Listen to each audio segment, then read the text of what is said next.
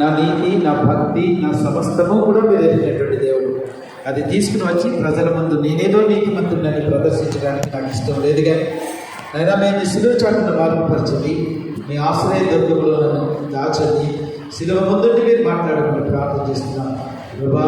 నైనా నన్ను మీ బలిపెట్టి మీద ధరించి పైనుండి వచ్చేటువంటి జ్ఞానంతో, పవిత్రమైనటువంటి జ్ఞానంతో, పరిశుద్ధమైనటువంటి జ్ఞానంతో నన్ను నింపండి. ప్రభా నా నోటి నుంచి వచ్చే ప్రతి మాటను ప్రభు మీరు పరిశుద్ధపరచండి. నన్ను వాక్యం ద్వారా మేము తండ్రి మా హృదయాన్ని లోతుగట్టు పరిశుద్ధి చేసుకుని ప్రభా నైనా వాక్యాన్ని చేతపట్టినటువంటి వాళ్ళమై ఈ లోకంలో జ్యోతుల వలె మేము నైనా మరి ప్రకాశించడానికి నీ కృప దయచేయండి. వాక్యాన్ని వింటున్నప్పుడు సైతాను కలుగజేసేటువంటి ప్రతి ఆటంకాన్ని కూడా నజరేయుడైన యేసు నామములో దూరపరుస్తున్నాం తండ్రి. ఘనత మహిమ ప్రభావం నీకే ఆరోపించుకుంటూ మా ముందున్నటువంటి సమయాన్ని మీరు మాకు దీవించి ఆస్వాదించమని, ఈ కాపాడుచున్న మీరు రక్త ప్రోక్షణ ఉంచుమని యేసు క్రీస్తు వారి నామములో స్తుతించి వేడుకొనుచున్నాము తండ్రి. ఆమేన్. జీవనదిని నా హృదయములో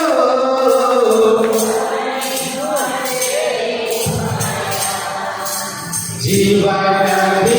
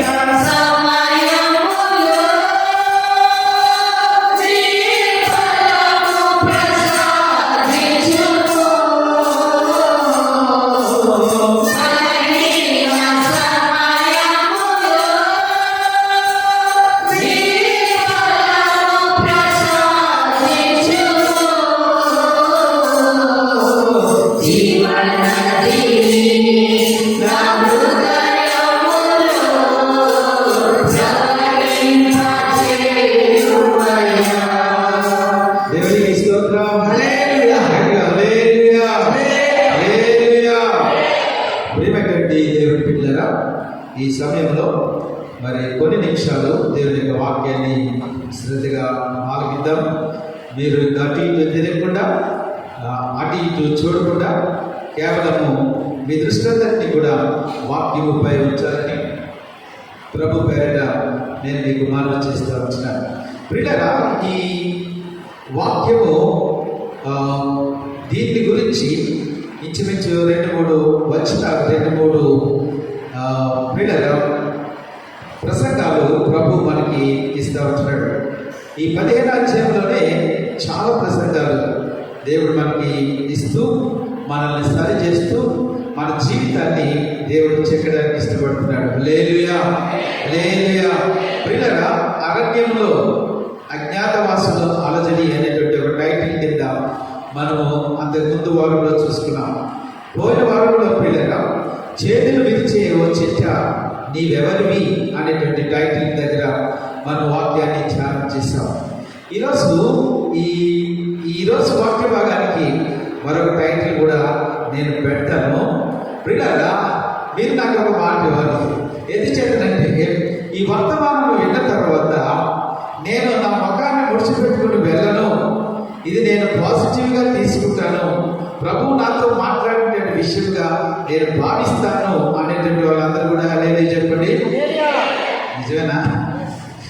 నేను మిమ్మల్ని అందరినీ నమ్మచ్చా? ప్రియులారా, ఇది పక్కోడికి కాకుండా కొంతమంది అంట చర్చిలోకి వచ్చి గొడుగేసి కూర్చుంటారంట. ఏమేసి కూర్చుంటారు? గొడుగు మీద నీళ్ళు పడతాయి కదా, నీళ్ళు పడుతుంటే నువ్వు గొడుగేసి కూర్చున్నావు అనుకోండి, నీళ్ళు ఎవరి మీద పడతాయి? చెప్పండి, ఎవరి మీద పడతాయి? పక్కన మీద పడతాయి. ఇక్కడ కూర్చున్నాం అనుకుంటారంట, ఈ ఈ వాక్యం నాకు ఎదురు నా పక్కడికి, నాకు ఎదురు నా పక్కడికి, నాకు ఎదురు నా పక్కడికి అనుకుంటారు. కానీ పిల్లలు ఎప్పుడు కూడా మనము అలాగ అనుకోవడానికి వీలు లేదు. ఏ దైవ సేవకుడు చెప్పిన పిల్లల నాకు అనిపిస్తుంటుంది, నువ్వు మార్మల్స్ పొందిన తర్వాత ఇన్ని రోజులు నీకు ఎందుకు వాక్యం వినిపించాలి కదా. నువ్వు ఎప్పుడో చిన్నప్పుడు మార్మల్స్ పొందావనుకో, నువ్వు ముసలితనం వచ్చేంత వరకు ఈ వాక్యాన్ని వింటున్నా ఎందుకు ఇన్ని రోజులు దేవుడు దీన్ని వినిపించాలా అనిపిస్తూ ఉంటుంది. కానీ పిల్లల ఇది ఎంతైనా కూడా అవసరం. మనకి శరీరానికి ఊరికి ఎలా పడుతుందో, మనము ఇంటి దగ్గర ఉంటే ఒకవేళ రోజుకి 2 సార్లు స్నానం చేస్తాం, లేదంటే ఇంకా ఈ స్థితిమంతులు అయితే రోజుకు 3 సార్లు చేస్తారు. అట్లీస్ట్ మన పనులకు వెళ్ళే వాళ్ళం కాబట్టి ఉదయం చేయకపోయినా సాయంకాలం తప్పనిసరిగా మనం ఆ సబ్బు పెట్టి తోముకుంటేనే కానీ మనకు తృప్తి ఉండదు. ఆ మురికి పోవాలి పిల్లలు. ఆత్మకు కూడా మురికి అక్కడ పడతానే ఉంటుంది. వాక్యం అనేటువంటి సబ్బుతో మనం దాన్ని పోగొట్టుకోకపోతే అది పేరుకుపోయి పిల్లలు ఒక రోజుకి వాక్యానికి రెస్పాండ్ అవ్వకుండా ఉండిపోతుంది.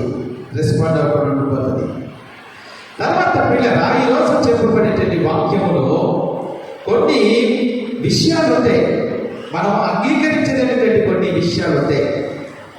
వాటిని మీరు సహృదయంతో అంగీకరించి మీ హృదయంలో వాటిని తీసుకుని ఈరోజు ఈ వాక్యాన్ని నువ్వు ఎంత స్వీకరిస్తే ఆధ్యాత్మికంగా నువ్వంత ఆశీర్వదించబడతావు. కాబట్టి ఎవరి గురించో నువ్వు వదిలేస్తే నీ గురించి నువ్వు ఆలోచన చేసుకుంటూ, ఒకవేళ ప్రభువు అదే విషయం నీలో ఉన్నదని చూపిస్తే వర్తమానం అయిన తర్వాత వెంటనే నేను మోకాళ్ళ మీదకి వచ్చి, ప్రభువా ఈ పాపము నాలో ఉంది, దయతో నన్ను క్షమించదని చిన్నది మొదలుకొని పెద్దల వరకు హృదయాన్ని తెరిచి ప్రార్థన చేసుకోవాల్సి ఉంటుంది. కాబట్టి మీరు నాకు మాట ఇచ్చారు కనుక మీరు ఇచ్చినటువంటి మాటను బట్టి నేను ముందుకు వెళ్తాను. హల్లెలూయా, హల్లెలూయా. ప్రియులారా, ఇది వాస్తవంగా ఒక అద్దం ముందు మనం నిలబడినట్లు లెక్క. ఈ అద్దం ముందు మనం నిలబడినప్పుడు మన సహజ స్థితి, మన సహజ రూపము మనకు ఎట్లాగైతే కనిపిస్తుందో, అద్దం ఎప్పుడు కూడా మోసం చేయదు. ఇది ఉన్న రీతిని ఎక్కడ మనకు చూపిస్తుందో, వాక్యం అనేటువంటి అర్థము కూడా అది ఎప్పుడు కూడా తేడా చేయదండి. హల్లెలూయా చెప్పాలి కానీ హల్లెలూయా. నేను పాపినట్టుగా చూపిస్తుంది, నేను దేవుని అర్థం చేత కడగబడ్డాను అంటే కడగబడినట్టుగా చూపిస్తుంది. ఈ వాక్యానికి తమ భేదం లేదు, గొప్పవాడు చిన్నవాడు అనేటువంటి భేదం లేదు, స్త్రీ పురుషుడు అనేటువంటి భేదం లేదు, లేకపోతే చదువుకున్న వాళ్ళు చదువు లేనటువంటి వాళ్ళు అనేటువంటి భేదం లేదు. అందరినీ సమానంగా చూసి అందరితో కూడా సమానంగా మాట్లాడేటువంటి ఏకైక గ్రంథము ఈ పరిశుద్ధ గ్రంథము. ఇందులో ఈరోజు ప్రభు మనకి తీసుకుని వచ్చేటువంటి మాట ఏంటంటే, ఈరోజు టైటిల్ కనుక మనం ఏదైనా ఇద్దామనుకుంటే చేదైన వేరు. ఈ టైటిల్ మీకు అర్థం ఇష్టం కాలేదు కదా, చేదైన వేరు. రాసుకున్న వాళ్ళు రాసుకోండి. చేదైన వేరు పిల్లల. దాన్ని ఇంకొక మాటలో మనం చెప్పాలంటే చేదైన స్వభావము. ఇదేంటంటే మీరు ఎలా చెప్తారు, పోయిన వారంలో అయితే మీరేమన్నారంటే చేతులు విరిచేవో చెట్ట నీవెవరికైనా పెద్ద టైటిల్ పెట్టి చాలా గొప్పగా చెప్పి మళ్ళా ఈరోజు కూడా చేదైన స్వభావం అని చెప్పడంలో అర్థమైందండి అని అంటారు పిల్లల. ప్రభు నన్ను దాన్ని దాటి ముందుకు వెళ్ళనివ్వట్లేదు పిల్లగా. నేను చాలా ఒక విధంగా చెప్పాలంటే కొంచెం టెన్షన్కు గురై కూడా దీన్ని చెప్తూ ఉంటున్నాను. కానీ ప్రభు చెప్పమంటాడు కాబట్టి ధైర్యం చేసి ఎంతమంది ఏమనుకున్నా కూడా పిల్లరా నేను వాక్యం చెప్పడానికి నేను ఇష్టపడతాను. దేవునికి స్తోత్రం. అయితే అక్కడ పోయిన వారంలో నీ ప్రతి చేతులు, నీ జీవితంలో ఉన్నటువంటి ప్రతి సమస్యకు పరిష్కారము ఆ చెట్టే, నీ కన్నిటికి జవాబు ఆ చెట్టే. నీ ప్రతి ఏవైతే ప్రాబ్లం నువ్వు తీసుకుంటా అక్కడ ఆ చెట్టు అనగా ఆ కల్వరి శిలలో మనకి సమాధానం దొరుకుతుంది పిల్లల. అలా సమాధానం పరచబడేటువంటి వాళ్ళపై ఇంకొక మాటలో చెప్పాలంటే మనందరికీ కూడా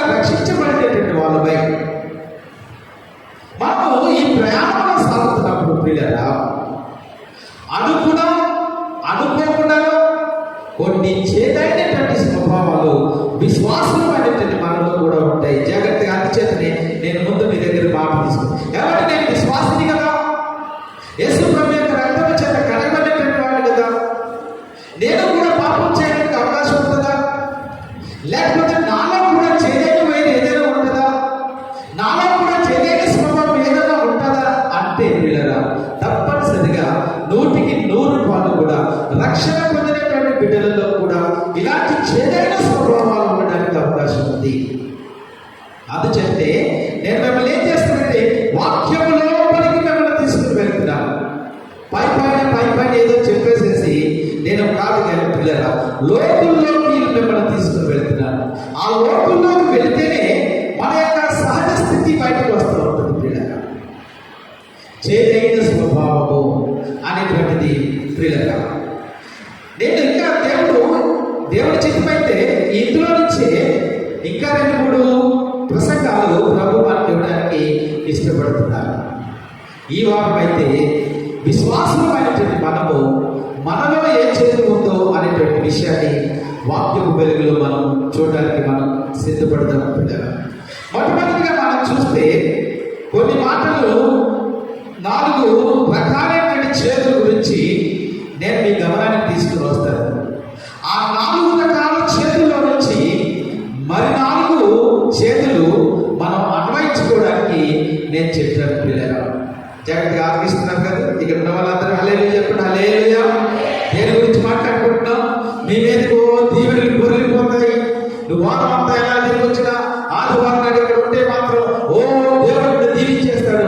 మీ ఇల్లు నిండిపోతుంది, మీ ఒళ్ళు నిండిపోతుంది, అది నిండిపోతుంది, ఇది నిండిపోతుంది అని చెప్పడం లేదు. మన కృపాయుధం వల్ల నువ్వు ఎలా పాపం చేసినా దేవుడు నిన్ను క్షమించేస్తాడని లేకపోని డబ్బా కబుర్లు నేను చెప్పట్లేదు. విశ్వాసమైనటువంటి మన జీవితాలలో కూడా there are some instances happen in our life. It's very bitter to our life. అది మన జీవితాలకు చాలా చేదుగా ఉంటుంది పిల్లలు. విశ్వాసముగా మనం దేవుని యొక్క వాక్యాన్ని మనం చూస్తూ ఉంటున్నాం. మొట్టమొదటి మనం చూస్తే పిల్లల పాపము అనేటువంటి చేతి. ఇవన్నీ చెప్పడానికి నాకు సమయం కుదరదు కనుక కొంచెం నేను స్పీడ్గా ముందుకు వెళ్తాను పిల్లల. చూడండి, ప్రతిదానికి వాక్య ఆధారం ఇచ్చుకుంటూ నేను వెళ్తుంటాను. 4వ అధ్యాయం 18 వచ్చింది. ఎవరి ముందు తీస్తే వారు చదవండి. 4:18. అటు తర్వాత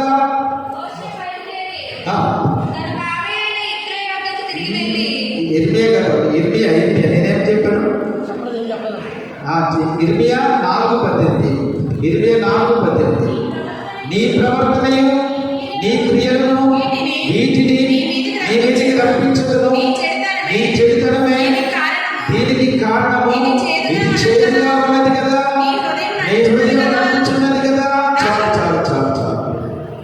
వీళ్ళని ఇర్మియా భక్తుల ద్వారా దేవుడు వాళ్ళకి తెలియజేస్తున్నాడు. ఇదంతా నువ్వు మాట వినకుండా నీ స్థానం జీవిస్తూ ఎంతైనా కూడా నీ ఫలాన్ని బట్టి ధనాన్ని బట్టి ఎంతో దూరం ప్రయాణించినటువంటి నువ్వు ఒక రోజున నేనేం చేస్తానంటే నువ్వు చేసినటువంటి పాపాలన్నింటినీ కూడా నీ ముందు పెట్టి దాన్ని బట్టి నీకు శిక్ష విధించినప్పుడు ఇజ్రాయేల్ దేశంతో మాట్లాడుతున్నాడు. అది నీకు ఎంతో చేదుగా ఉంటుంది పిల్లలు. పాపం అనేటువంటిది చేదుగా ఉన్నది పిల్లల. పాపము ఎప్పుడు కూడా అది చేదనేస్తుంది. అది విషపు గుళిక. మనము తీసుకోవడానికి చేదుగా ఉంటుంది కనుక, మనకి ఇష్టం ఉండదు కనుక సాతానుడు ఇప్పుడు దానికి ఏం చేశాడంటే షుగర్ కోటింగ్ చేశాడు పిల్లల. లోపల ఉన్నది విషము, నువ్వు పైకి కనపడేటువంటిది షుగర్ కోటింగ్ చేశాడు. నువ్వు దాన్ని మింగుతున్నప్పుడు ఏమనిపిస్తుందంటే తీయగా అనిపిస్తూ ఉంటుంది. కానీ అది లోపలికి వెళ్ళినప్పుడు అది నిరర్గళమైనటువంటి గలమే. చాలా విషయం ఉంది కదా. తొందరగా నేను ముందుకు వస్తూ వచ్చినాను. సంసోన్ని దేవుడు పిల్లల ప్రత్యేకమైన ఉద్దేశం చెప్పుట ఇశ్రాయేలీయులను విడిపించడం కోసము దేవుడు ఏర్పరచుకుని దేవుడు శక్తినిచ్చి ఒక వ్యక్తిలో అంత బలాన్నిచ్చి ఇశ్రాయేలీయులను విడిపించమని దేవుడు చెప్తా ఉంటే రాత్రి ఆ మాటలు నేను చదువుతున్నప్పుడు నాకు చాలా భయంకరమైనటువంటి బాధ కలిగింది పిల్లల. ఒక కామెంటరీలో దాని గురించి ఏం రాస్తాడంటే మొట్టమొదటిగా సంసోను ఫిలిష్తీయుల యొక్క బయట ఉండేటువంటి తిమ్నాతుకు వెళ్ళాడట. తిమ్నాతు దగ్గర ఉన్నాడట. ఆ తర్వాత తిమ్నాతు నుంచి గాజాకు వెళ్ళాడట. గాజా నుంచి సోరేకు వెళ్ళాడట. సోరే అనేటువంటి ఈ ప్రాంతము పిల్లల ఫిలిష్తీయుల దేశానికి సెంట్రల్ పాయింట్.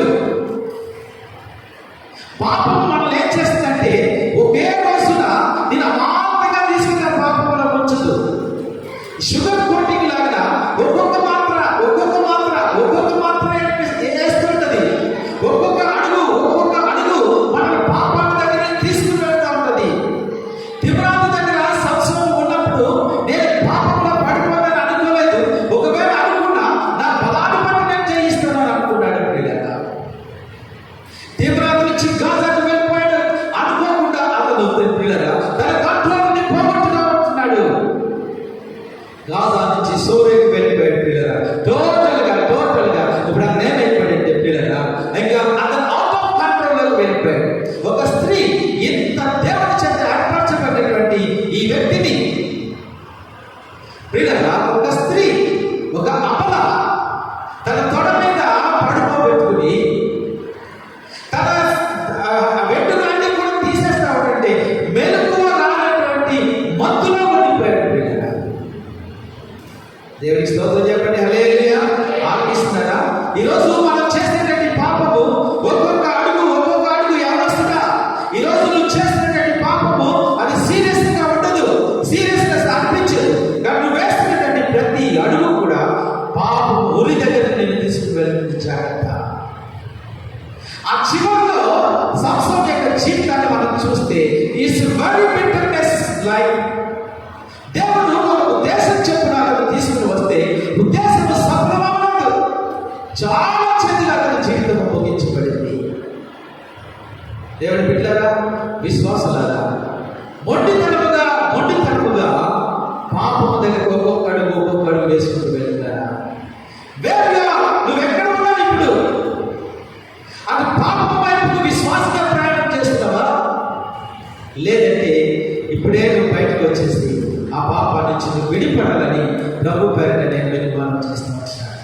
చాలా చేతులు ఉంటుంది పిల్లరా. మొట్టమొదటిది పాపం అనేటువంటి చేతి. రెండవది మనం తొందరగా చూసుకుందాం. చూడండి, రూతు గ్రంథము పిల్లరా. రూతు గ్రంథము దీని 1వ అధ్యాయం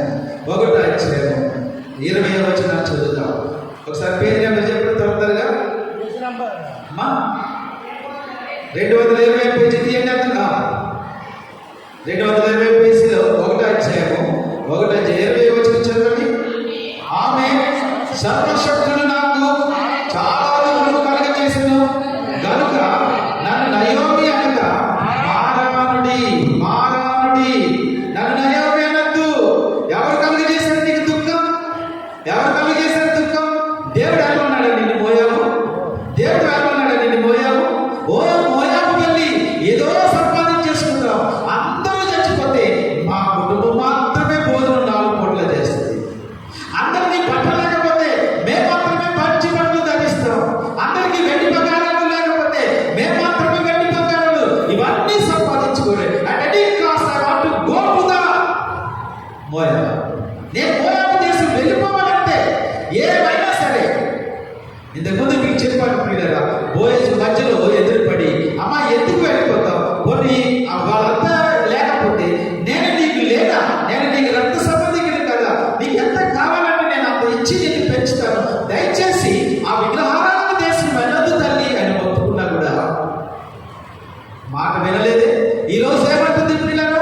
నన్ను మారానండి, నన్ను నయోమి అనద్దు. దుఃఖము పిల్లరా చాలా చేదుగా ఉంటుంది. ఆ దుఃఖము మనం చేసుకున్నటువంటి పనిని బట్టి పిల్లరా మారాను అనండి. పిల్లరా, దుఃఖము మనకి చేదుగా ఉంటుంది. అది మనము సహించలేనప్పుడు నీ కార్యాలను బట్టి, నీ వ్యసనాలను బట్టి నువ్వు దేవుని మాట వినకుండా, దేవుని దగ్గర కనిపెట్టకుండా తెచ్చుకున్నటువంటి దుఃఖము మనకి ఎప్పుడు కూడా చేదుగానే ఉంటుంది. పదే ఎవరో సంఘానికి నేను చెప్తున్నటువంటి మాట ఏంటంటే, నువ్వు 10 రూపాయలు పెట్టి 100 రూపాయలు పెట్టి శ్రద్ధ చేసుకోవాలన్నా కూడా దేవుడికి ప్రార్థన చేసుకుని వెళ్ళండి.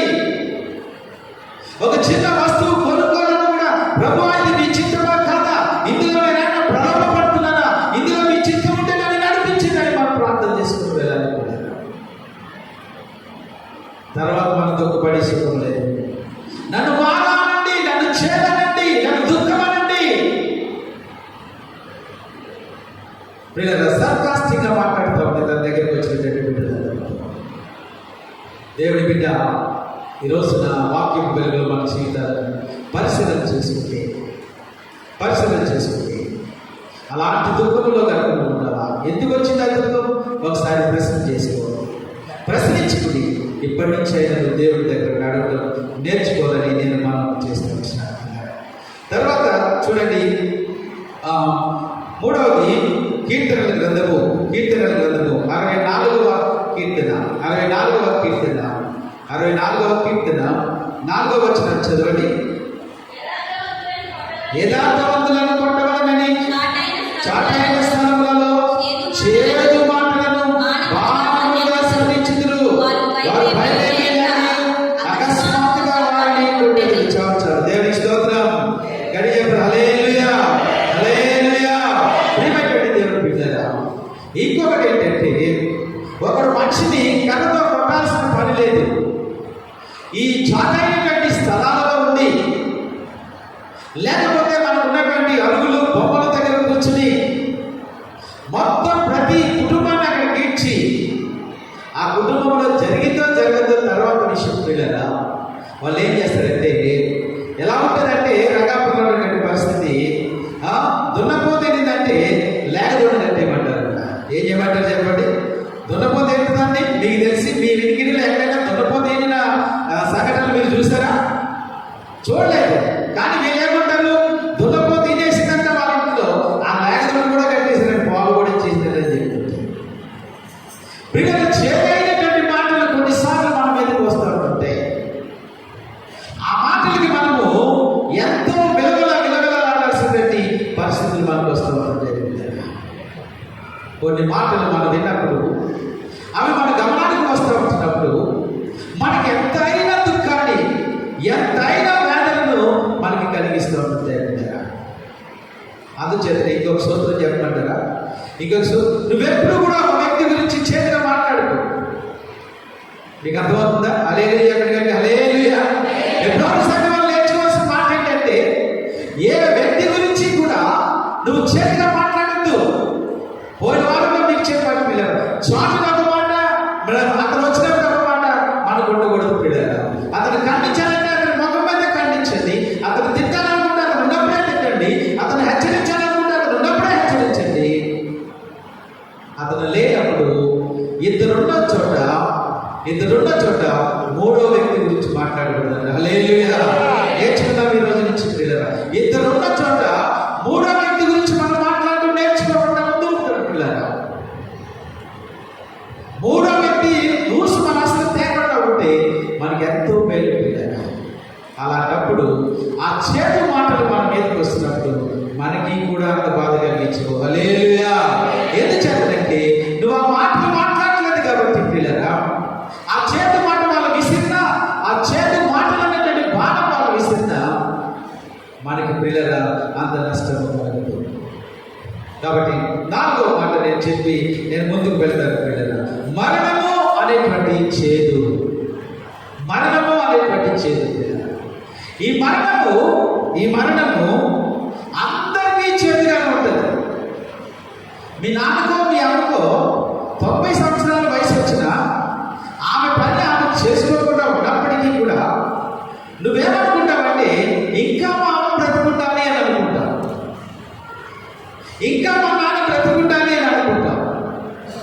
ఒకవేళ అతన్ని కనుక ప్రభువు తీసేసుకుంటే అది మనకి చేదులాగా పరిణమిస్తుంది. కొన్ని రోజుల వరకు ఆ వాస్తవాన్ని మనము జీర్ణించుకోలేము ప్రియులారా. కానీ అది వాస్తవమే. ఎప్పుడైతే మరణం సంభవిస్తుందో అది మనకి చేతులాగా ఉంటుందని దేవుని పరిశుద్ధ గ్రంథంలో అనేకమైనటువంటి ఉదాహరణలు ఉన్నాయి. అది నేను షార్ట్ కట్ చేసుకుంటూ నేను ముందుకు వస్తున్నాను. అసలు ప్రియులారా, ఇవి ఒక 4. వాటి నుంచి ఇంకొక 4 మాటలు నేను మీ గమనాన్ని తీసుకుని వస్తాను. ఈ మధ్యలో అసలు ఈ చేదు అంటే ఏమిటి? బిట్టర్నెస్ అంటారు దీన్ని ఇంగ్లీష్లో. ఈ బిట్టర్నెస్ లేదా ఈ చేదు స్వభావం అంటే ఏమిటి అని మనం చూస్తే పిల్లరా, ఈ చేదును బైబిల్ పండితులు లేదా పరిశుద్ధ గ్రంథము ఎలాగో వర్ణించిందంటే, దీన్ని ఏమన్నారంటే ఇట్స్ ఎ పాయిజనస్ బిహేవియర్ అన్నారు. విషంతో కూడినటువంటి ప్రవర్తన అంటారు. ఇది ఈ చేదు అనేటువంటి విషముతో కూడినటువంటి ప్రవర్తన వీడిని నాశనం చేస్తుంది. అలాగే వీడి ప్రవర్తన వల్ల ఇతరులు కూడా నాశనం అవుతారట. హల్లెలూయా. పిల్లరా, ఈ చేదు అనేటువంటి మాటను గ్రీకులో ఏమన్నారంటే పికిరియా అన్నారు. ఇంకొక మాట ఏమన్నారంటే రిజా అని కూడా అన్నారు. పికిరియా, రిజా అనేటువంటి ఈ మాటకు అర్థం ఏంటంటే, మరి చదువుకున్న వాళ్ళు ఉన్నారు కాబట్టి కొన్ని మాటలు నేను వాళ్ళ గమనానికి తీసుకుని వస్తాను. బెటర్నెస్ అనేటువంటి మాటకి ఇంగ్లీష్లో ఏమన్నారు హార్డెన్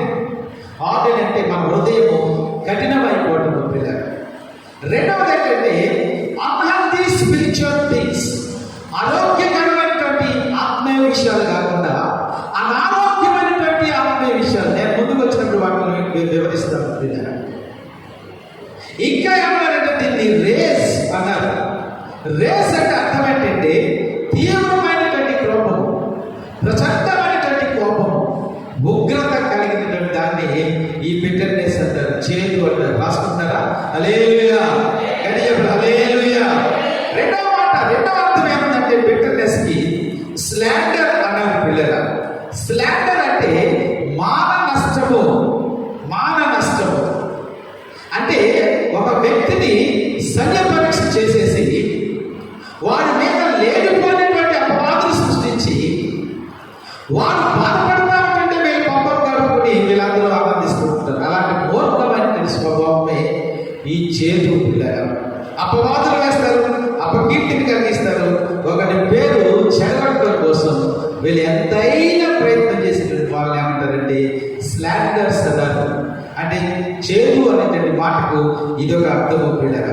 ఆ తర్వాత ఇంకొక మాట ఏమన్నారంటే ఫాల్ అని కూడా అన్నారు.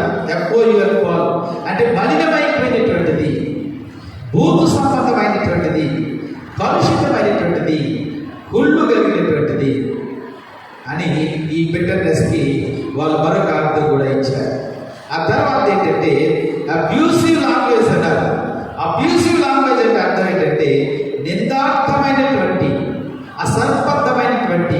ఇందాక నేను చెప్పాను చూసారా ఒక ఉదాహరణ, దొండపోతే లేకపోతే గట్టేమన్నా చూసారా? అలాంటి అపవాదులు ఒక వ్యక్తి మీద వేయడం చేసేటువంటి పనినే మనం ఏమంటామంటే పిల్లల ఈ బిట్టర్నెస్ అంటారు. ఈ బిట్టర్నెస్కి ఇంకొక అర్థం ఏం చెప్పారంటే వికిడ్నెస్ అన్నారు. వికిడ్నెస్ అంటే దుష్టత్వము. పిల్లల ఇప్పుడు మనం కొంచెం వాక్యం లోపలికి వెళ్దాం. ఇప్పుడు అసలు శిశురైనటువంటి పరీక్ష మన ముందు ఉంది. ఇది ఒక యాసిడ్ టెస్ట్ లాంటిది.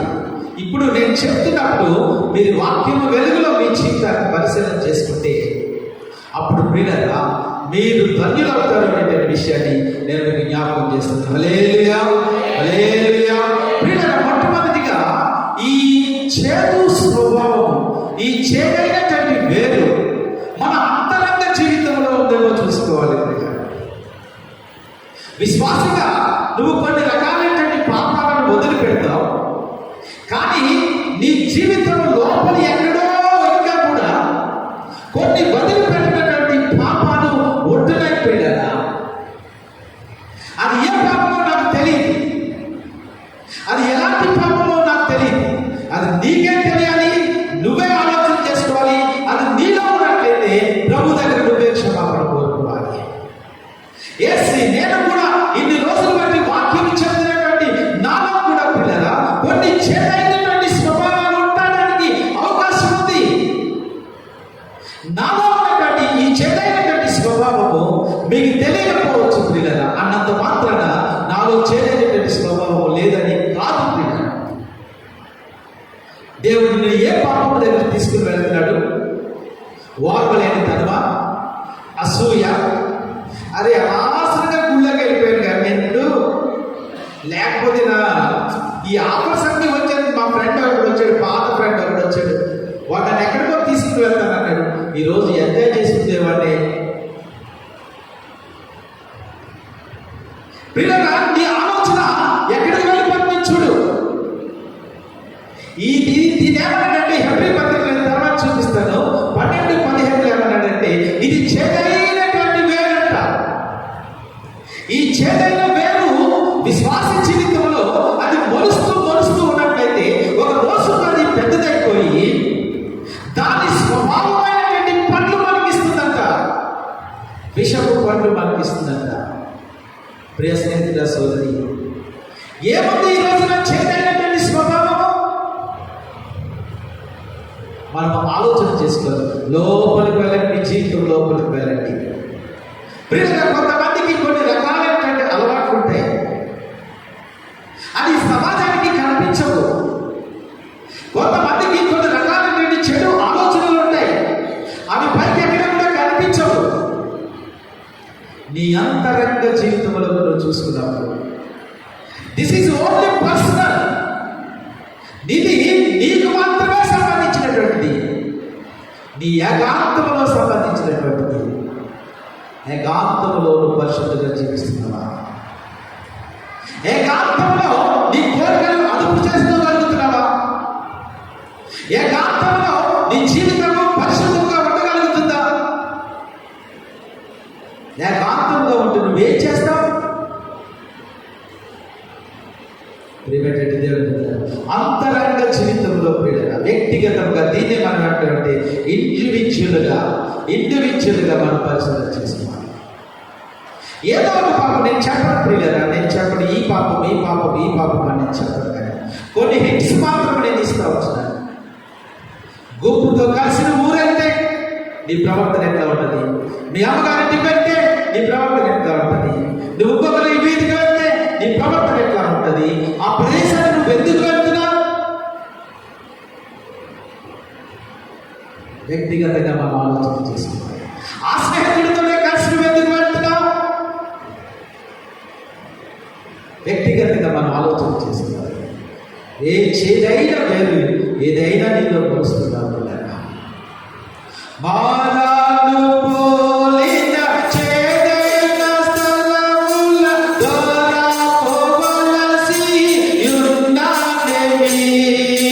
మారాను పోలిన చేదైన స్థలముల ద్వారా పోవలసి ఉన్నానేమి.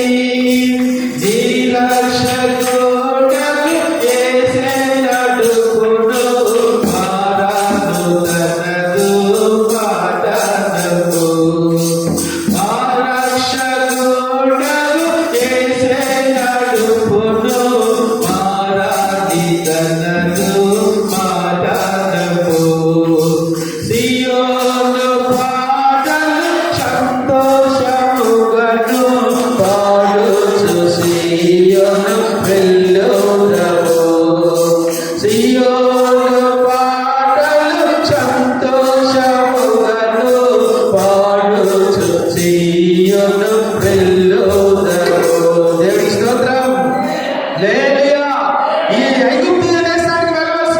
నడుపును సంతోషంతో వెళ్ళాల్సినట్టు మనం ప్రియులారా, ఈ సియోనుకు వెళ్ళేటువంటి దారిలో మన అంతరంగ జీవితంలో ప్రియులారా చేదైన వేరును మలిచి మన ఆధ్యాత్మిక జీవితాన్ని అడ్డగించి ఈ చేదైన వేరు ఒక రోజున వటవృక్షమై మన ఆధ్యాత్మిక జీవితాన్ని పెకలించి 20 లక్షల మందిని ప్రియులారా 20 లక్షల మందిని అరణ్యంలో చంపేసింది. నా మాటలు మీకు అర్థమవుతున్నాయి? హల్లెలూయా చెప్పండి గట్టిగా, హల్లెలూయా హల్లెలూయా. ప్రయాణమైనటువంటి వాళ్ళు 20 లక్షల మంది, 20 లక్షల మంది కూడా అరణ్యంలో రాయబడ్డారు. కారణం ఏంటో తెలుసా? వారి అంతరంగ జీవితంలో ఉన్నటువంటి పాపాన్ని వాళ్ళు పసిగట్టలేకపోయారు. ఒక భక్తుడు రాస్తాడు, ఎక్కడ అమ్మి వేసావు యేసు ప్రభువుని? ఏకాంతంలో వేసావా? ఉద్యోగంలో వేసావా? లేకపోతే మరొక చోట యేసు ప్రభువుని వేసావా? అంతరంగ జీవితాన్ని మనం పరిశుద్ధంగా పెట్టుకోవడానికి మనం ప్రయత్నించాలి. నీ అంతరంగంలో నువ్వు పరిశుద్ధంగా ఉన్నప్పుడు నువ్వు ఎవరికి కూడా భయపడాల్సిన అవసరం లేదు. ఒకే మాట నేను చాలా చెప్తాను, నువ్వు యేసు ప్రభువుకి భయపడు, ఈ లోకంలో ఎవరికి భయపడక్కర్లేదు. పాపము నీలో ఉంటే నువ్వు భయపడాలి, పాపం నీలో లేకపోతే నువ్వు ఎన్నడూ కూడా భయపడలేదు. అంతరంగ జీవితాన్ని మనం చూసుకుంటాం. మొట్టమొదటిగా చేదైన వేరు మొలిచేటువంటి ప్రదేశం మన అంతరంగ జీవితం. రెండవది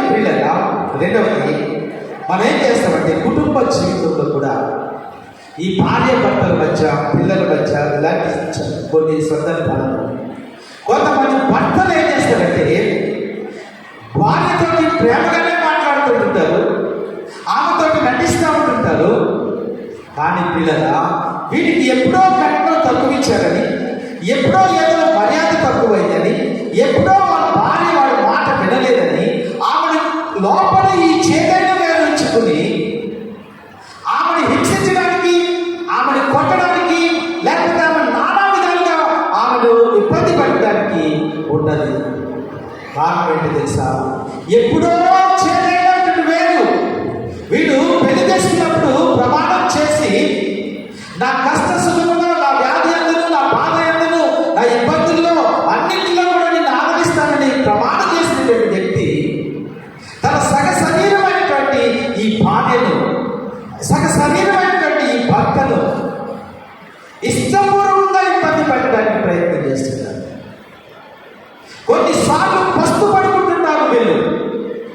కొన్నిసార్లు మాట్లాడుకోకుండా ఉంటారు పిల్లలు.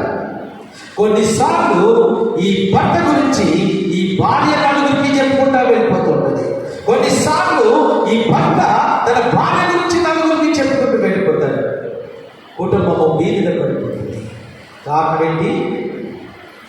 భార్యను సహించలేనటువంటి చేదైన స్వభావము, భర్తను సహించలేనటువంటి చేదైన స్వభావము.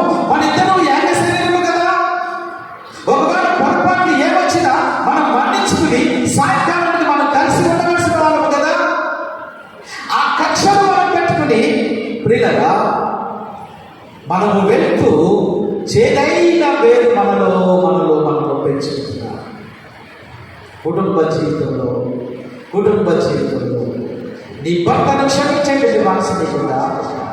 నీ భార్యను క్షమించేటువంటి మనసు నీకుందా? భార్యలు కూడా ఏం తక్కువ తెలియదు. వీళ్ళు కూడా ఏదైనా మనసులో పెట్టుకుని కొన్నిసార్లు భర్తను ఎలా హింసించారో అలాగే హింసిస్తూ ఉంటారు. కొంతమంది భార్యలు ఏం చేస్తారంటే రక్షణ పొందినటువంటి భర్తల విషయంలో అమానుషంగా ప్రవర్తిస్తూ వీడేం చేస్తాడు? కొట్టాలంటే నన్ను కొట్టమని చూద్దాం. గుళ్ళకి వెళ్ళి పాలన పడతాడు, నేను చెప్తాను. గుళ్ళకి వెళ్ళి సాక్షిగా చెప్తారు. లేకపోతే ఇంకో చోటకి ఏం చేస్తాడు? నేను ఎందుకు కొట్టమని చూద్దాం. ఒకవేళ కొడితే ఇదేనా నువ్వు ప్రార్థనగా నేర్చుకున్నది అని అన్నాడు. పిల్లల పురుషుడు ఎంత తగ్గించుకున్నా స్త్రీ తన మాటలతో తన ప్రవర్తనతో భర్తని ఇబ్బంది పెట్టడం వల్ల చేదైన వేరు ఆ స్త్రీలో కలుస్తుంది. ప్రియమైనటువంటి దేవుడు, నేను ఈరోజు ఈ ప్రసంగాన్ని రోజు సంఘానికి బోధిస్తున్నాను. హల్లెలూయా, హల్లెలూయా. ప్రియమైనటువంటి భార్య భర్తలారా, ఎందుకు మీ చేతులతో కుటుంబాన్ని బయటకు తీసుకుని వస్తారు? ఎందుకు మీ చేతులతో మీ గొప్పను పీక్కుంటారు? చేదైన వేరు అటు భర్తలో కానీ ఇటు భార్యలో కానీ ఉండటం వల్ల మనం ఎంత మందికి చూడగలుగుతున్నాం? నీ భార్యకు సపోర్ట్గా నిలిచి ఆమెను ఆదరించవలసిన నీవు ఆమెనే నువ్వు చేసుకుని ఆమెనే నువ్వు లోకానికి చేస్తావు అంటే ఎంత మానుషం, ఎంత చేదైన వేరు. ప్రియులారా, నీ భర్తకు యాక్సిడెంట్ అయ్యో, అనారోగ్యం అయ్యో, ఇంత ముందుకు నాకు సంపాదించలేని పరిస్థితి వస్తే భార్యగా నువ్వు అందరికి సపోర్ట్ నిలబడి అయ్యా పర్వాలేదుగా ఉండడానికి మనం తిందాం, లేకపోతే ఏదో ఒకటి మనం చేసుకుందాం, నువ్వే తిరిగి పడకు అనడానికి బదులుగా మాటలతో వేయించి నేను కాబట్టి ఇలాంటి వాడిని కాపురం చేస్తున్నానని చేదైన మాటలు అతనికి వినిపించడం ద్వారా అతని మనస్సు ఎంత కకాబికలమవుతుందో తెలుసా? భార్య భర్తలారా, నీకు ఈ మాట చెప్తున్నాను. లోకంలో ఎవ్వరు కూడా మీ భర్తను మెచ్చుకోకపోయినా అతను ఏం పట్టించుకోరు. జాగ్రత్తగా వింటున్నారా? క్రైస్తవ భార్యలారా, హెబ్రోను స్త్రీలారా, గమనించండి. మీ భర్త ఎవరు బయట ఎంతమంది ఎన్ని మాటలున్నా దాని గురించి ఏం పట్టించుకోరు. ఇంటికి వచ్చిన తర్వాత నీవు అతనితో మర్యాదగా మాట్లాడి ఏమండి ఎంతమంది ఏమనుకున్నా పర్లేదు, నేను ఒక్కదానికి నీకు సపోర్టింగ్గా ఉన్నాను, అవన్నీ మర్చిపోయినట్టు కదా ఆ భర్తకు 1000 ఏనుగుల బలం వస్తుంది. హల్లెలూయా, హల్లెలూయా. అంటే నేనంటాను ఇప్పుడు ఒక భార్య ఈజీ 1000 ఎలిమెంట్స్ అనమాట. అంతేనా? ఒక భార్య ఎంత బలమైందంటే 1000 ఏనుగుల శక్తినిచ్చేటువంటి బలం. అంత సపోర్టివ్గా నీ భర్త కొనవలసిన నువ్వు చేదైన వేరు ఒకటి బలిపించుకుని అతన్ని పస్తు పెడుతూ నానా రకాలుగా ఇబ్బంది పెడుతూ వీళ్ళగా ఇది చేయటం. అందుచేతనేమో పరిశుద్ధాత్మ దేవుడు ఈ మాటలు మాట్లాడడానికి తీసుకుని వస్తున్నాడు. కుటుంబాన్ని కట్టేటువంటి విషయంలో భార్య భర్తల మధ్య కొన్ని మనస్పర్ధలు వస్తాయి. వాటన్నిటినీ మనము తగ్గించుకుని మనం ఏం చేయాలంటే చేదైన వేరు నా భార్య ఏడాది వచ్చిందా, నా భర్త ఏడాది వచ్చిందా, దాన్ని ఎక్కడికక్కడ తుడిచి వేసుకుని సాయంకాలం కుటుంబ ప్రార్థనకు మీరు మోకరించినప్పటికీ మీరిద్దరు ఒకటిగా ఉండిపోవాలి. హల్లెలూయా. అలాంటప్పుడు అవసరమైతే భర్త భార్యకు క్షమాపణ చెప్పాలి, అవసరమైతే భార్య భర్తకు క్షమాపణ చెప్పాలి. మీరు ఎప్పుడైనా చెప్పారా? మీరు ఎప్పుడైనా చెప్పారు? చెప్పిన వాళ్ళు హల్లెలూయా చెప్పండి. హల్లెలూయా. బుర్రలేదు.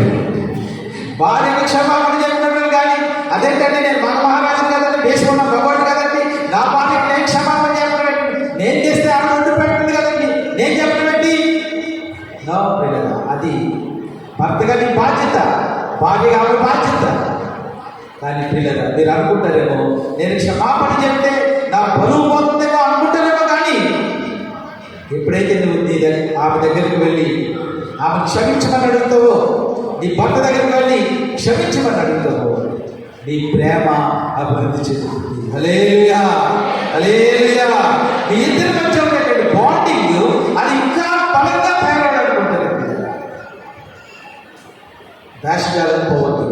అలాంటి సన్నివేశాలు ఏదైనా వస్తే నువ్వు సారీ చెప్పడం తప్పేమి తెలియకుండా, దీన్ని బట్టి విశ్వాసంగా మన కుటుంబాలలో మలుస్తున్నటువంటి ఈ చేదైన వేరులు, పట్టుదలైనటువంటి వేరులు, పగలైనటువంటి వేరులు, కక్ష అనేటువంటి వేరులు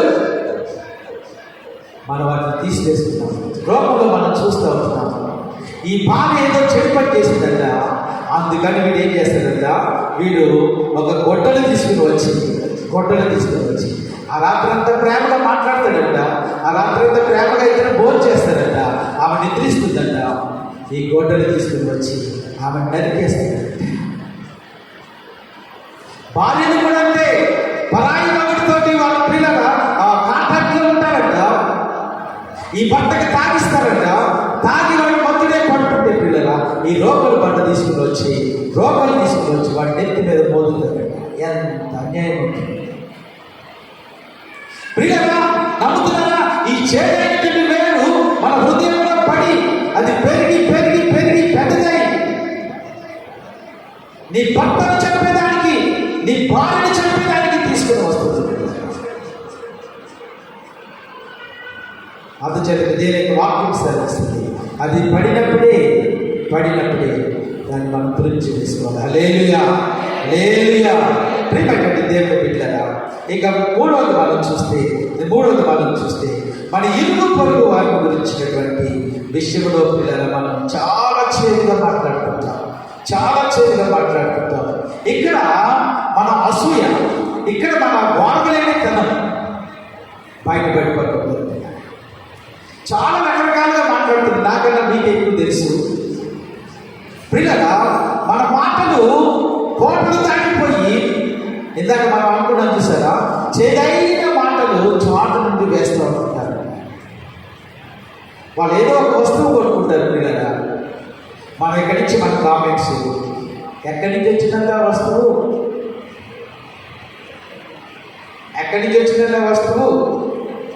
నాకు తెలిసినా ఎక్కడి నుంచి వచ్చిందో, ఆ చీర ఎవరు కొట్టు పెట్టాడో నాకు తెలిసిందే. లేదా దీని మొక్కడానికి ఇంత ఖరీదు పెట్టి అంత చీర ఉంటుందా? ఇచ్చి వాళ్ళంటే పుచ్చుకోవడానికి ఏముంది? అది ఎక్కడి నుంచి వచ్చిందో నాకు తెలిసిందని ఊరంతా చాటుకుంటూ వెళ్ళిపోతుంది. ఒకవేళ అలా కాకపోతే ఇంకొక రకంగా తిప్పి ప్రియులారా వాళ్ళ గురించి ఇంకా చెట్టుగా ప్రచారం చేస్తుంది. చాలా మనము చేదైన మాటలు సహించలేని చెప్తారు. వాళ్ళు ఒక ఉంటే మనకు చూడలేనటువంటి తను అసూయ ప్రియులారా, ఇది ఎంతైనా చేయలేదు. అసూయ ఎంత ప్రమాదమైందంటే, నువ్వు అడుగు, వాళ్ళకి ఇచ్చారా? వాళ్ళు ఒక మేడ కట్టుకున్నారు, మంచిది. వాళ్ళ స్తోమతను బట్టి వాళ్ళు కట్టుకున్నారు, మంచిది. ఒకవేళ నీకు అలాంటిది కావాలా? నువ్వు ప్రభువుని అడిగి నీ ఏర్పాట్లు నువ్వు చేసుకుంటూ ఉండు. అంతే తప్ప వాడి మేడ గురించి ప్రతిరోజు మనం చూసి ఏడుస్తూ ఉంటుంది. పిల్లగా మనం నిజమైనటువంటి క్రైస్తవులు లాగా అసూయ చాలా ప్రమాదకరమైనది. అసూయ క్యాన్సర్తో సమానం పిల్లగా. అది రోజు రోజుకి మనం తినుకుంటూ వెళ్ళిపోతాం. ఇతరుల గురించి చెడ్డ మాటలు వ్యాపారం చేస్తున్నావా? నువ్వు చూడలేనటువంటి విషయాలు చూసినట్టుగా చెప్తున్నావా? నీకు అనవసరమైనటువంటి విషయాల గురించి ఎక్కువసేపు మాట్లాడుకుంటున్నావా? ప్రతి కుటుంబాన్ని కూడా నువ్వు వీధిలోకి తీసుకురా తీసుకోవడానికి ప్రయత్నం చేసావా? ఇది మన క్రైస్తవులు మనకు తగదు. ఈరోజు ఆ కుటుంబాన్ని గురించి మనం ముచ్చట చెప్పుకుంటే ఇక్కడ ఆ వినేటువంటి వ్యక్తికి నీకు చెప్పేటట్టు నీకు చాలా సంతోషంగా ఉంటుంది. కానీ ఒక రోజు నా దాని పర్యవసానాన్ని మనం అనిపించాల్సింది. అసూయ గురించి నేను చెప్పాలంటే పిల్లగా, ఒక గ్రామంలో ఇద్దరు ఫ్రెండ్స్ ఉన్నారు. ఇద్దరు ఫ్రెండ్స్ అయితే వాళ్ళు చిన్నప్పటి నుంచి ఫ్రెండ్స్ అయితే ఒకడు బాగా చదువుకున్నాడంట. బాగా చదువుకుని పెద్ద ఉద్యోగం సంపాదించి వాడికి వచ్చిన దాంట్లో అప్పుడప్పుడు ఆ గ్రామానికి ఆ పేటకి ఏదో సహాయం చేస్తూ ఉంటుంటే వీళ్ళందరూ అనుకున్నారంట, అరే వీడు మనకు మంచి సహాయం చేస్తున్నాడు కదా, వీడి యొక్క విగ్రహాన్ని మనం ఇక్కడ వేద్దామని అందరూ కూడా డబ్బులు వేసుకుని అతని యొక్క విగ్రహము అక్కడ ఆ సెంటర్లో వేయించారంట. రెండో వాడు కదా ఫ్రెండ్, వాడి ఊరికి అసూయపడాడు. వాడి విగ్రహాన్ని ఎందుకు వేయాలి అనేసి వీడి రోజుకి అసూయ పెరిగిపోయి ఎలాగైనా సరే వాడి విగ్రహం అక్కడ లేకుండా చేయాలనేసి అందరూ పడుకున్న తర్వాత రాత్రులు వీడు వెళ్ళి ఏం చేస్తాడంటే ఆ విగ్రహం దగ్గర కొంచెంగా చిన్న కన్నం పెట్టుకున్నాడు, గెలికేస్తాడు, బట్టంతా గెలికేస్తాడు. రోజు గంటకు రాత్రి కొంచెం గెలికేస్తాడు, రోజు గంటకు కొంచెం గెలికేస్తాడు. చివరి రోజు వెళ్ళాడంట ప్రియుల. ఈ గెలుపుతున్నటువంటి క్రమంలో ఆ విగ్రహం వచ్చి వీడి మీద పడిపోయింది. హల్లెలూయా, హల్లెలూయా. ప్రియమైనటువంటి దేవుడు బిడ్డలారా, అసూయని నా స్థాయికి తీసుకున్నాడు. మనం చూడటానికి చెప్పండి. లేకపోతే పిల్లరా ఇంకా కూడా ఆ వ్యక్తి గురించి మనకి వాడు తప్పు చేశాడని తెలిసిన నీ కళ్ళతోటి ఆ తప్పు చూసినా ఎవరికి ఆ విషయం చెప్పదు, నువ్వు చూడనట్లుగానే ఉండు, నువ్వు వినట్లుగానే ఉండు పిల్లరా. అది నీకు ఆశీర్వాదం. ఇతరులతో మనం పిల్లల చేదైన వేరు బంధించుకుని మనం ఎలాగో ఆ జీవిస్తున్నామో మనం ఒకసారి మనం పరిశీలన చేస్తున్నాం. దేవుడికి స్తోత్రం. హల్లెలూయా, హల్లెలూయా. మధురముగా మార్చగలవు నీవు,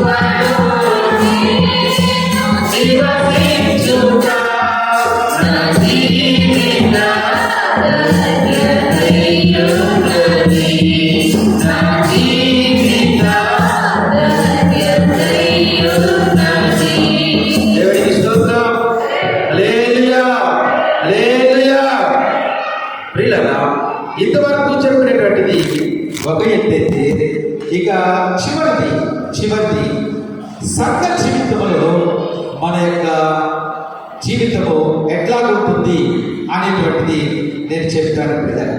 ఈ సంఘ జీవితం గురించి నేను చెప్పడానికి మిమ్మల్ని అందరినీ కూడా హెబ్రీ పత్రిక దీనిని కోరుతూ ఉంటున్నాను. Please stop with me. Hebrew రాసిన పత్రిక 12వ అధ్యాయం 15-16 వచనాలు మనం చదువుకుందాం. మీలో ఎవరైనా దేవుని కృపను పొందకుండా తప్పిపోవడము అనియు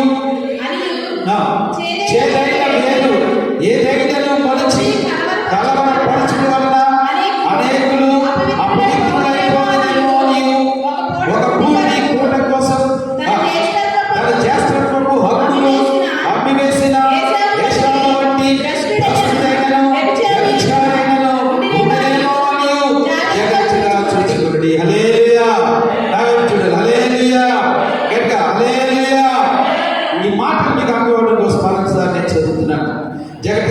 విషయాన్ని మీ బైబిల్స్ లో చూస్తూ గమనించండి ప్రియులారా.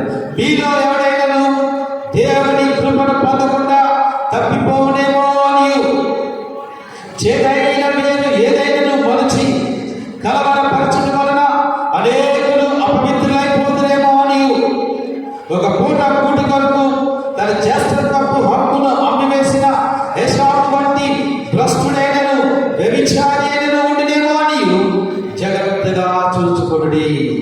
ప్రియులారా, సంఘములో ఇలాంటి వ్యక్తులు మనకి తారసపడుతూ ఉంటారు. సంఘములో ఇలాంటి వ్యక్తులు మనకి కనబడుతూ ఉంటారు. వీళ్ళందరూ ఎలాంటి వాళ్ళంటే రికగ్నేషన్ కోరుకునేటువంటి వాళ్ళు, గుర్తింపు కోరుకునేటువంటి వాళ్ళు, మేము చెప్తేనే నడవాలి అనుకునేటువంటి వాళ్ళు, మేము చెప్పు చేతలోనే సంఘం ఉండాలి అనుకునేటువంటి వాళ్ళు, మాకు కూడా రాసేయాలి అనుకునేటువంటి వాళ్ళు. ప్రియమైనటువంటి దేవుని బిడ్డలారా, వీళ్ళు ఏం చేస్తారంటే వీళ్ళ ఉనికి కోసం, వీళ్ళ పరపతి కోసం, వీళ్ళు అనుకున్నది జరగడం కోసం సంఘాన్ని ఏ రీతికైనా ఎక్కడికైనా కూడా తీసుకుని వెళ్ళిపోతారు. ఈ సంఘం అనేటువంటిది దేవుడు స్వరక్తమిచ్చి కొనబడినటువంటి సంఘం అని ఆలోచన చేసుకోలేనటువంటి వాళ్ళు ప్రియులారా, దాన్ని విడగొట్టడానికి, దానిని కుక్కలు చెప్పినటువంటి విస్తరణ చేయడానికి, దేవుని నామము అవమానపరచబడడానికి ఇలాంటి చేదైనటువంటి మేలును పొలిచినటువంటి వాళ్ళు సంఘాలలో ఉంటారు. జాగ్రత్త ప్రియులారా, ఇంకా ఏం చేస్తూ ఉంటారంటే వీళ్ళు ఇంటింటికి తిరిగి ఇందాక మనం చెప్పుకున్నటువంటి అర్థంలో చెప్పుకున్నట్లు మానస సంరక్షణ చేస్తుంటారు. ప్రియులారా, క్యారెక్టర్ డిటెక్షన్ చేస్తూ ఉంటారు. ఇంటింటికి వెళ్ళి ఫలానా వ్యక్తి తప్పుతాడు, ఫలానా వ్యక్తి తప్పుతాడు, ఫలానా వ్యక్తి తప్పుతాడు అని ప్రతి గర్భకు వెళ్ళి చెప్పేటటువంటి వాళ్ళు ఎవరంటే పిల్లరా చేదైనటువంటి మేలు పోల్చినటువంటి వాళ్ళు. మీరు ఎప్పుడైనా ఆలోచన చేశారా? మీరు చేసినటువంటి పని వలన దేవుని నామానికి ఎంత అపకీర్తి కలిగిందో ఎప్పుడైనా ఆలోచన చేశారా? అది వాక్యానుసారమా? వాక్యం ఎప్పుడైనా సపోర్ట్ చేస్తుందా? దేవుని యొక్క శరీరాన్ని నాలుగుగా విభజించమని ఎప్పుడైనా సపోర్ట్ చేస్తుందా వాక్యం? కాదు. మేమన్నదే గెలవాలి ఇక్కడ అంతే. రాస్తారా రాయగా రాయకపోతారా వెళ్ళిపోతాం అంతే. అంటే రాయడం కోసం మీరు వచ్చారా? వాక్యము వినడానికి కాదా? వాక్యానుసారంగా నడవడానికి కాదా? ప్రియమైనటువంటి దేవుని బిడ్డలారా, ఆలోచన చేయండి. చేదైన వేరు పొడుచుకునే వ్యక్తులు ఏం చేస్తుంటారంటే ఏమైనా సరే మా పర్పస్ మీద నెరవేర్చుకుంటాం అంతే. ప్రియమైనటువంటి దేవుని బిడ్డలారా, వాక్యం నాకు తెలుసు కాబట్టి నేను వాక్యానుసారంగా జీవిస్తున్నాను కాబట్టి నేను ఏ ఇంటికి కూడా వెళ్ళి పలానా వ్యక్తి నేను తప్పు చేశానని ఈ రోజుకి కూడా నేను చెప్పలేదు. సంఘాన్ని మీ ఇష్టం వచ్చినట్లుగా చేసుకున్నాడు, సంఘాన్ని మీ ఇష్టం వచ్చినట్లుగా చీల్చాడు. అది కాక వీళ్ళదా ప్రతి ఇంటికి వెళ్ళి విజయ్ కుమార్ తప్పుడాడు అని చెప్పడానికి మీరు ఇష్టపడుతూ వచ్చినారు.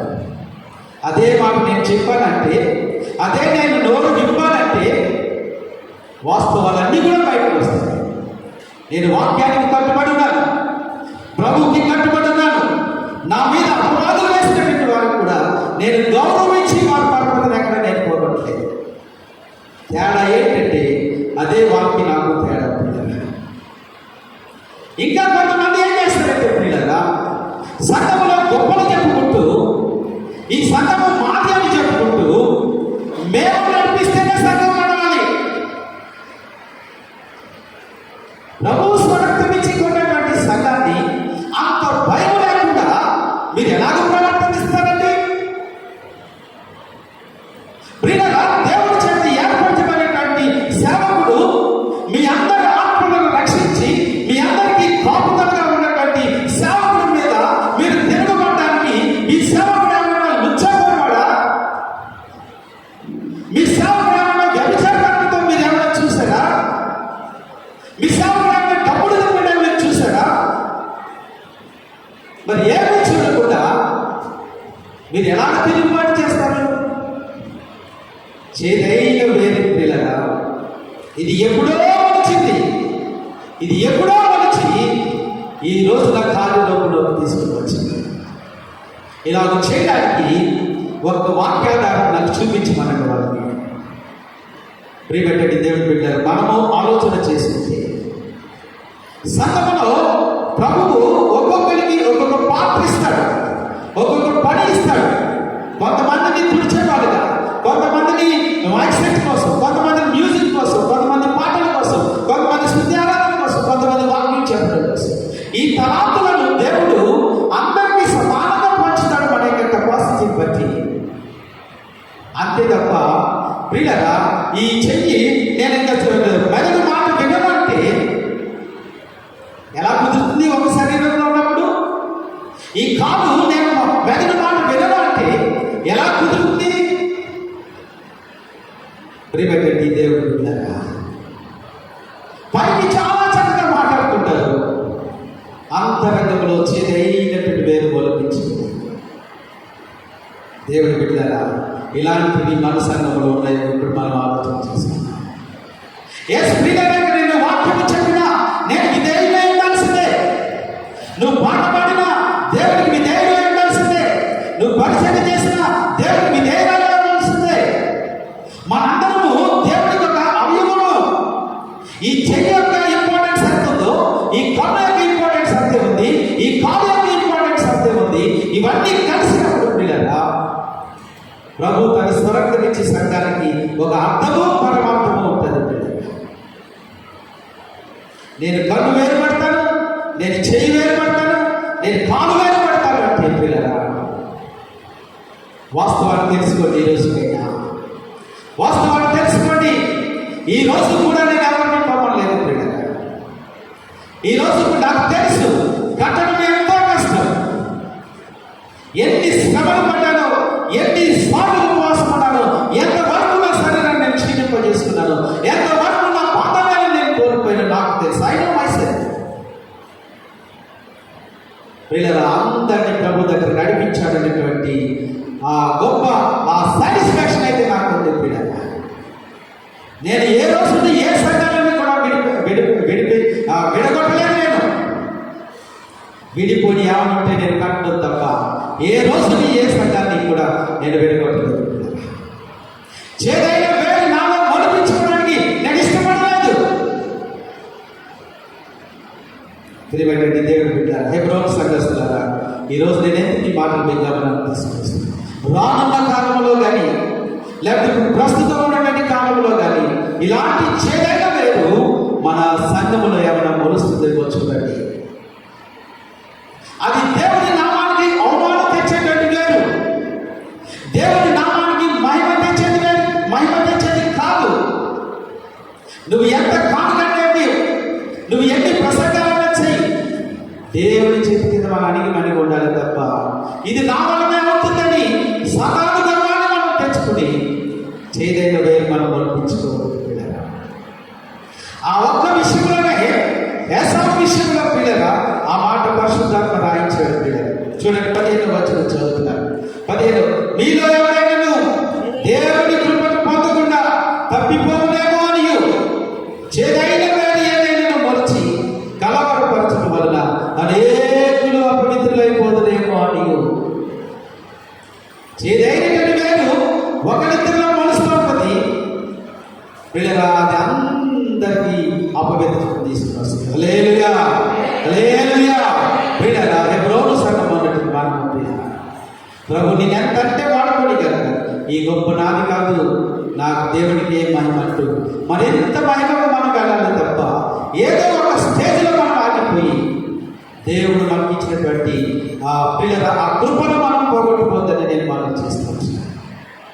మీకు తెలుసా, హెబ్రోను సంఘము హైదరాబాద్లో పిల్లల, హైదరాబాద్లో ప్రారంభ దినాలలో పిల్లల కలెక్టర్, ఒక జిల్లాకి అధిపతులు, పెద్ద పెద్ద ఇంజనీర్లు, డాక్టర్లు, ఇలాంటి పెద్ద పెద్ద గవర్నమెంట్ ఉద్యోగస్తులందరూ కూడా ఆదివారం పొద్దున వచ్చి లైన్లో నిలబడతారంట.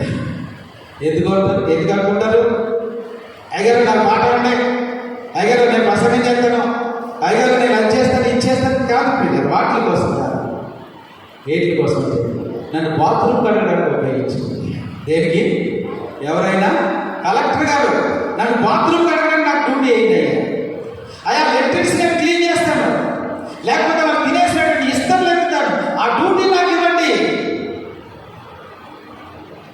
ఏం నేర్చుకున్నారండి తగ్గింపు? ఎక్కడ నేర్చుకున్నారు తగ్గింపు?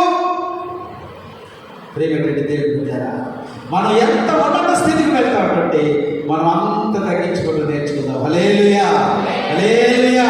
ఈరోజు మన పరిస్థితి ఏదైనప్పటికీ రేపు ప్రభు మనం దీవిస్తూ ఉంటున్నప్పుడు ఎంత ఉన్నత స్థితికి మనం వెళ్ళినప్పటికీ ప్రభు విషయంలో తగ్గించుకుంటూ వెళ్ళాలి. ఇంతకుముందు ఒకసారి చెప్పాను, నేను చెప్పేసి ముగిస్తూ ఉంటాను. చూడండి, ఒక పాస్టర్ గారు ఒక అన్ని కుటుంబము సంఘానికి వచ్చింది. సంఘానికి వచ్చినప్పుడు వాళ్ళ వయస్సులు బాగా చితికిపోయారు వ్యాపారంలో. ఇక తినడానికి ఏమీ లేదు, అన్నీ అమ్మేసుకున్నారు. వయస్సులు అలాగ చేస్తారంటేనే ఇంకొక ₹1,00,000 ఎంతో వాళ్ళ దగ్గర ఉంటుందని పెద్ద చెప్తూ ఉంటున్నారు. అవి కూడా అయిపోయి భర్త చనిపోయాడు. భర్త చనిపోయిన తర్వాత భార్య ఈ పిల్లలు పెట్టుకుని పోషించడంలో కష్టపడిపోతుంది. వాళ్ళ ఇల్లు మన క్రైస్తవుల మధ్యలో ఉంటే మన క్రైస్తవ సహోదరులు కొంతమంది ఆమె నెమ్మదిగా ప్రభు దగ్గర నడిపించి ఆలయాన్ని నడిపించి వీళ్ళతో సహాయం చేస్తా ఉంటే ఆమె క్రైస్తవ్యంలో స్థిరపడింది. ప్రియులారా, ఆమె కుమారుడు ఒకడు ఆ చర్చిలో బాగా యాక్టివ్గా పార్టిసిపేట్ చేస్తూ వచ్చినప్పుడు అయ్యా మా అబ్బాయికి ఏదైనా పని ఇప్పించిందని ఆ తల్లి అడిగింది. పని అంటే పరిచయం అనమాట. అంటే అదే నేను ఏం చేస్తానంటే ఆ చెప్పులు స్టాండ్ దగ్గర పెడతారా, అందరూ వచ్చినప్పుడు చెప్పులు తీసుకుని వాళ్ళ టోకెన్ ఇవ్వు, మళ్ళా వెళ్ళిపోతున్నప్పుడు వాళ్ళ చెప్పులు వాళ్ళకి ఇచ్చేసరి చెప్పులు స్టాండ్ దగ్గర పెట్టాడు. ప్రియులారా, చెప్పులు స్టాండ్ దగ్గర పెడితే ఈ కుర్రాడు ఆ చెప్పులు స్టాండ్ దగ్గరే కూర్చుని 10వ తరగతి పాస్ అయిపోయాడు, ఇంటర్మీడియట్ పాస్ అయిపోయాడు, డిగ్రీ పాస్ అయిపోయాడు, ఐఏఎస్ ఎగ్జామ్స్ రాసి పిల్లరా ఐఏఎస్ ఎగ్జామ్స్ రాసి ఒక జిల్లాకి కలెక్టర్గా అయిపోయాడు. హల్లెలూయా, హల్లెలూయా. ప్రియులారా, మరి ఇప్పుడు సేవకుడి కంటే పెద్దడు అయిపోయాడు కుర్రాడు. కాబట్టి మన సంఘంలో కుర్రాడు కాబట్టి దేవుడు అతను బాగా దీవించాడు కాబట్టి అతని సంఘానికి మంచిగా పరిచయం చేయాలని ఈ పాస్టర్ గారు ఒక రోజు అనుకుని ఆ కుర్రాడు పిలిచి వాడి పేరు పెట్టి పిలుస్తుంటే ఆ కుర్రాడు రావట్లేదంట. సరే వీడి పేరు కాదు, వీడు ఇప్పుడు కలెక్టర్ అయ్యాడు కదా, వీడిని కలెక్టర్ని పిలవాలి. కానీ ఇప్పుడు ఏం చేస్తారంటే పలానా పేరు పెట్టి పలానా జిల్లాకి కలెక్టర్ గారు రావాల్సిందిగా కోరుతున్నాము అన్నాడంట. అయినా కూడా రావట్లేదు. అరే నిన్నే పిలుస్తున్నా కదా రావేంటి అంటున్నాడంట. మీరు నేను అలా పిలిస్తే రాదండి.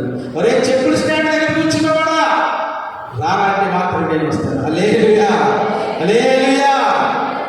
ఎంత వినయమండి, ఎంత వినయము. దేవుడి దగ్గరకు వచ్చి వినయం నేర్చుకోకపోతే, దేవుడి దగ్గరకు వచ్చి తగ్గింపు నేర్చుకోకపోతే చేదైన మీరు మమ్మల్ని ఏమన్నా నడుస్తున్నాం. నీలో వచ్చినటువంటి చేదైనటువంటి వేరు వల్ల దేవుని నామం ఎంత అపఖ్యాతి వచ్చిందో చూడండి. మీరు చేసినటువంటి పని వలన కొంతమంది దేవుడి దగ్గరికి రాకుండా ఉంటారు. ఎవరు రెస్పాన్సిబుల్ దానికి? కొన్ని ఆత్మలు ప్రభుకి దూరంగా ఉంటున్నాయి. ఎవరు రెస్పాన్సిబుల్ దానికి?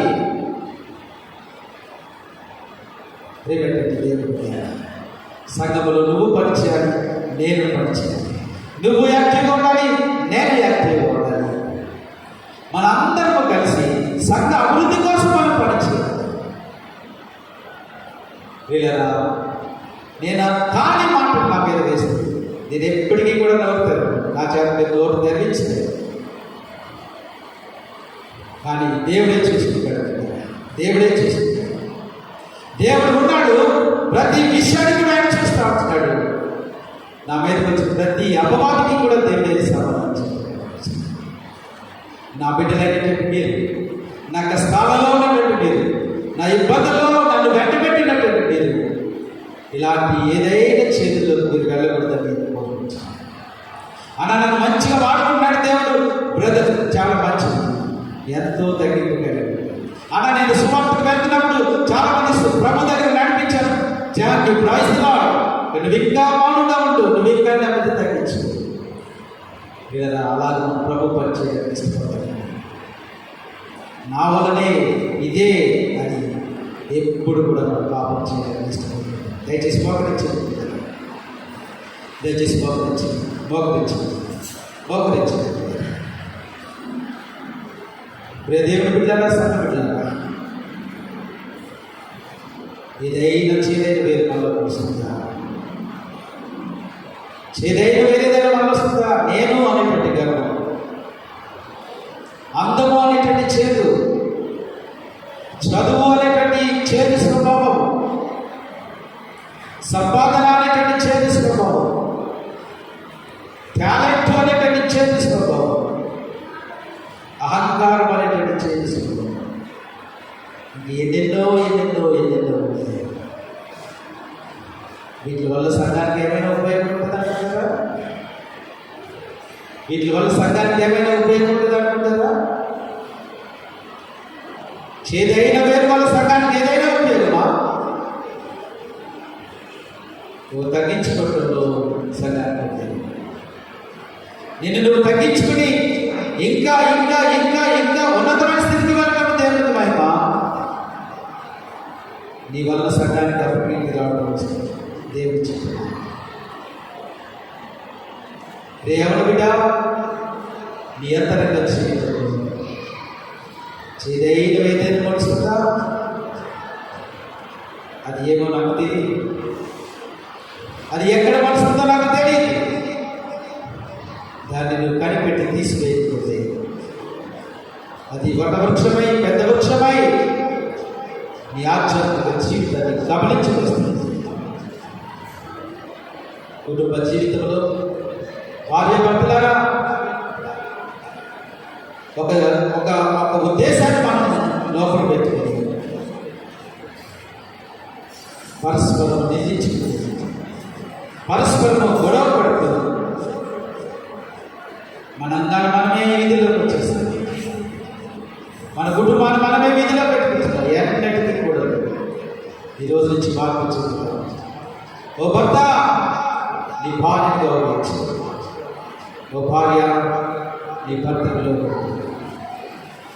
ఇది దేవుడు చెప్పినటువంటి సూత్రం. ఎఫెసీయులకు రాసిన పత్రిక, అది మనం పాటించడానికి సూత్రం. ఇతరుల గురించి మనం చెడు మాటలు పలుకుతున్నాం, వారి వ్యక్తిగత విషయాలు మనందరికీ తెలియజేస్తున్నాం. అందులో ఉండకూడదు, ఆ గుంపులను ఉండకూడదు. ఆ గుంపులో పక్కకు వచ్చేసింది. నీ మాట అవునంటే అది కాదంటే కాదు. నువ్వు చూడని దాన్ని ఎప్పుడు చెప్పదు, నువ్వు వినని దాన్ని ఎప్పుడు కూడా చెప్పదు. దయచేసి చివరిగా సంఘంలో పిల్లలు ఏమొస్తున్నారా? మీ బలము దేవునికి ఎంతో అవసరం, మీ తెలివితేటలు ఎంతో అవసరం.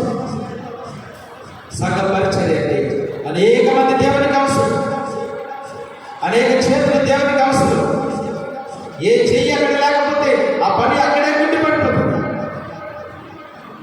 మీకు తెలుసా, 4 గంటలకు కొంతమంది స్త్రీలు వచ్చి ఆలయం శుభ్రపరచకపోతే ఈ ఆలయం అంతా వృద్ధి అవుతుంది. ఆ చెయ్యి అక్కడ అవసరం. మీరందరూ వచ్చి స్తుతి ఆరాధన చేయకపోతే అక్కడ స్తుతి ఆరాధన అనేటువంటి హస్తము లేదు. స్తుతి ఆరాధనలో బ్రదర్స్ నిలబడకపోయి చెప్పకపోతే అక్కడ హస్తము లేదు. పాటలు పాడేటువంటి వాళ్ళు లేకపోతే పాటలు లేదు. ఇన్స్ట్రుమెంట్స్ వాయించే వాళ్ళు, సౌండ్ సిస్టమ్ పెట్టే వాళ్ళు లేకపోతే ఎంత ఖాళీగా ఉంటుంది. అదే మీరు ఇలా ఆలోచన చేయండి. ఎవరి పని వాళ్ళు చక్కగా చేస్తారు. సౌండ్ సిస్టమ్ పెట్టేవాళ్ళు అక్కడ, మ్యూజిక్ కొట్టేవాళ్ళు ఇక్కడ, పాటలు పాడేటువంటి వాళ్ళు ఇక్కడ, స్తుతి ఆరాధన చేసేటువంటి వాళ్ళు, వ్యక్తిగతంగా స్తుతి ఆరాధన చేసేటువంటి వాళ్ళు. ఎంత క్రమంగా ఉంటుంది సార్? ఎందుకు హెచ్చరిపోతున్నావు? దేని చూసుకుని హెచ్చరిపోతున్నావు? తీర్మానం చేసుకోవాలి. ప్రభా, నేను సంఘములు ఎంత ఉపయోగపడినా నాకు తగ్గింపు స్వభావం నేర్పించి నా వల్ల సంఘం అభివృద్ధి చెందాలి కదా ప్రభా. నా వల్ల సంఘం ఎప్పటికీ విడిపోకూడదు. చేసుకొని ప్రార్థన చేసుకోవాలి. నా చేతనైతే సంఘాలను పెంచడానికి, సంఘ కార్యక్రమంలో పాల్గొనడం పొందడం నాకు నేర్పించింది. కానీ ఏ నాడు కూడా పాస్టర్ మీద తిరుగుబడ్డం లేదు.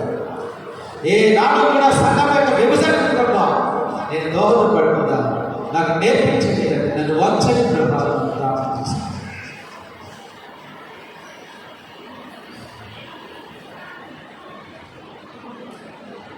పరిశుద్ధ తండ్రి ఈ పరిశుద్ధ నామానికి వందనాలు స్తోత్రాలు చెల్లించుకుంటున్నాను. నా ప్రభా వాక్యం వెలుగులో విశ్వాసం మాట్లాడారు. చేదైన స్వభావం మాలో కలుస్తుందేమో అని నేను ఏసాకు పెట్టి ఎవరి రాసిన పత్రిక 12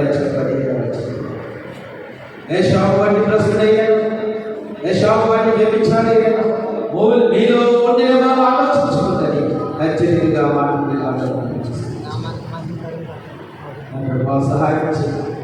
వీళ్ళందరినీ ప్రభావితం చేదైన పేర్లు వారి వ్యక్తిగత జీవితంలో కానీ, వారి కుటుంబ జీవితంలో కానీ, నేను ఇతర సంఘ జీవితంలో కానీ లేకుండా మీరు ప్రారంభంలోనే కనిపించిపోయింది.